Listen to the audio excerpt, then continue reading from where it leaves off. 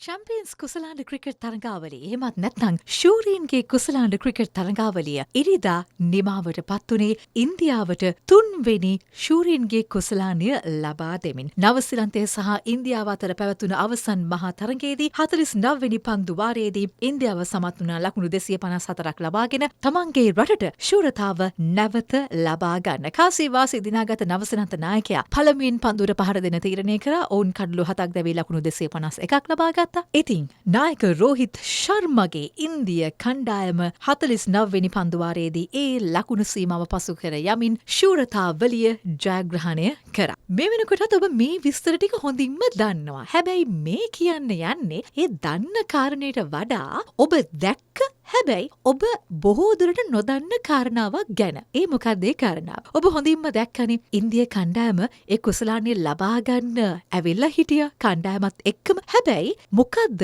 ඔවුන් මේ පැලඳගෙන හිටපු සුදු කබාය? අන්න ඒ ගැන කියන්න තමයි දැන් මේ ලෑස්ති වෙන්නේ. කුසලානය ප්‍රධානය කරන්න කලින් තරගාවලි ලාංඡනයක් සහිත ජැකට් එකක් ඒ සංචිතයේ හිටපු හැම ක්‍රීඩකයෙක්ම ඇඳගෙන හිටියා. මේ ජයග්‍රාහී කණ්ඩායමට ඔවුන්ට ලැබෙන මේ ජැකට් එක ජීවිත කාලය පුරාම තබා ගන්නත් අවස්ථාවක් හම්බ වෙනවා. ඇත්තටම මේ ජැකට් එක ගැන ටිකක් වැඩිපුර කතා කරන්න පටන් ගත්තේ පාකිස්තානයේ හිටපු සුප්‍රසිද්ධ විශිෂ්ට ක්‍රීඩකයෙක් වෙන වසීම් අක්‍රම් මේ පාර මේ නව ජැකට්ටුව නිර්මාණය කරන අයුරු නරඹමින් හිටපු වීඩියෝවක් වෛරල් වුණාට පස්සේ සාමාන්‍යයෙන් මේ ශූරියන්ගේ කුසලානයේදී ශූරීන්ට පිරිනැමෙන මේ ජැකට්ටුව එලි දක්වන උත්සවයකුත් පවත්වනවා. ඉතින් මේ ජැකට්ටුව එලි දක්වන උත්සවයේදී ICC නිවේදනය කළා විලාසිතා කියලා කියන්නේ ශ්‍රේෂ්ඨත්වයේ සහ අධිෂ්ඨානයේ අවසාන මිනුම කියලා. ඒ විතරක් නෙවෙයි සුදු ජැකට් එක කියන්නේ ශූරීන් විසින් අලංකාර කරන ලද ගෞරවයේ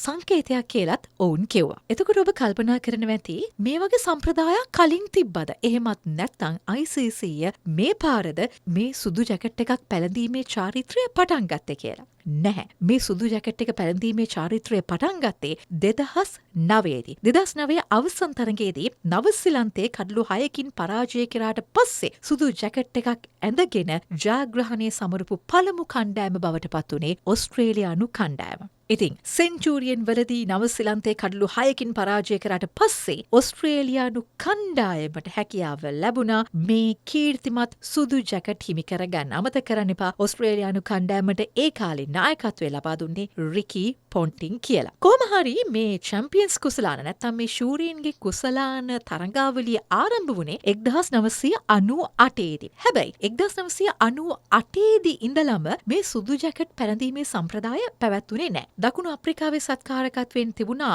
6 වෙනි ශූරතා තරඟාවලිය. අන්න ඒ තරඟාවලියේදී තමයි මේ සුදු ජැකට් එක ඇතුළත් වුණේ. ඉන්දිය කණ්ඩායම මේ පාර මේ සුදු ජැකට් එක ඇඳ වගේම අවසන් වරට ශූරීන්ගේ කුසලාන ක්‍රිකට් තරඟාවලිය පැවැත්වුණ 2017 වසරේදීත් ඔවුන්ට අවස්ථාවක් තිබුණා මේ සුදු ජැකට් එක ඇඳලා ශූරීන් බවට පත්වෙන්න. හැබැයි ඒ අවසන් තරගයේදී ඉන්දියාවට මේ ජයග්‍රහණය වැළැක්වුවා ඒ අසල්වැසි පාකිස්තානය. මොකද ලෝඩ්ස් වල තිබුණ මේ අවසන් තරගයේදී ලකුණු 180කින් පාකිස්තානය ජයග්‍රහණය කරමින් ඒ ගෞරවනීය ජැකට් පැළඳීමේ අවස්ථාව පාකිස්තානය ලබා ගත්තා. පාකිස්තානයේදී ලකුණු 338ක් රැස් කළා. හැබැයි ඉන්දියාවට හැකියාව ලැබුණේ ඒ සීමාවට ළඟා වෙන්න. පන්දු 31කදී ඉන්දියාව සියලුම දෙනා දැවී ලබාගත්තේ ලකුණු 158ක් විතරයි. දැන් ඊළඟට එනවා ප්‍රශ්නයක්. මේ අවසන් තරගයේදී කණ්ඩායම් දෙකක් තරඟ වදිනවානේ. එතකොට කොහොමද හරියටම මේ කණ්ඩායම ජයග්‍රහණය කරාවි කියලා හිතලා මේ ජැකට් නිර්මාණය කරන්න? එහෙමත් නැත්නම් මේ ජැකට් ක්‍රීඩකීන්ගේ ශරීර ප්‍රමාණයට හරියටම ගැලපෙනවද කියලා? ඒක වෙන්නේ මෙහෙමයි. අවසන් තරගයට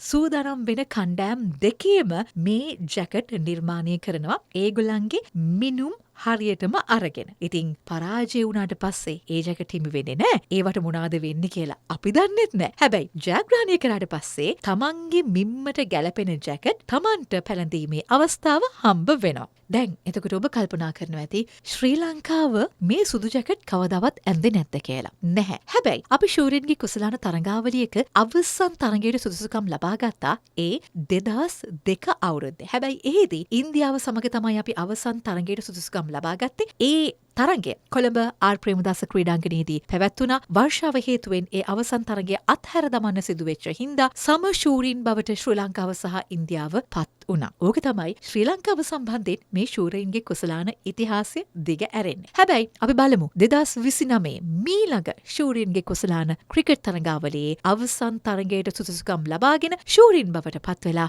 මේ සුදු ජැකට් එක කවුද පළඳින්නේ කියලා.